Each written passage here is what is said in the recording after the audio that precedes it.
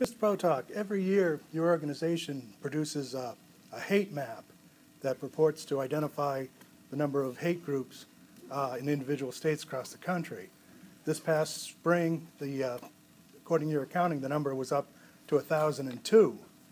But if you actually go in, if you Google a map and go in and look at it, 262 of those groups aren't affiliated with any town or city or anything. They're just kind of floating out there in limbo. Sure. Well, these aren't, I mean, look, let me tell you a little bit about how we do the hate group map. I understand the criticism.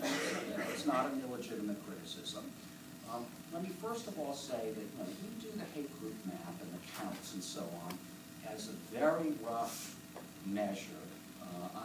I'm not talking about Piperell's individual town song, but it's an attempt to get a feel for what the radical right looks like. Is it growing? Is it shrinking? And so on. And I will admit right up front, I mean, are two hate groups with two people in them worse than one hate group with four people in them? Well, maybe not. Maybe it's the same thing. But what we've seen historically is that the counts do seem to reflect themselves very clearly go up and down from the issue in the 90s, and now see them coming up again, and you can see it reflected in anecdote.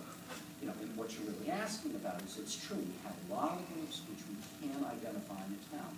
And, I will say to you candidly, it's an imperfect process because we're forced to, many times we know quite a lot about them. Other times you don't know much more other than a particular clan group. What those basically are is those are statewide units. That's what those groups are. So it's the Knights of the Ku Klux Klan might have a chapter in Harrison, Arkansas. They might have a chapter in another town in Arkansas. They also might have an Arkansas chapter. And in those cases, we don't know what that chapter is. But the media doesn't see it that way. They quote you verbatim, saying that there are 1,002 groups out there. That is what I think there are out there. I mean, we're not. But you can't locate them. You claim there are 221 Klan groups in the U.S., but you can't locate 109 of them. You say you claim there's 221 Klan groups in the U.S., but you can't locate 109 of them. That's 50%. That's quite a discrepancy. It's more like 20% of the overall numbers. I guess that sounds right to me. And I'm telling you with the reasons. I'm not telling you that it's not possible that someone claims a statewide group that doesn't exist. So we're often looking at these groups, and one of the criteria we use in looking at groups is, we're trying to separate out real groups that really do things from one man and a computer through his dog. It's separating out.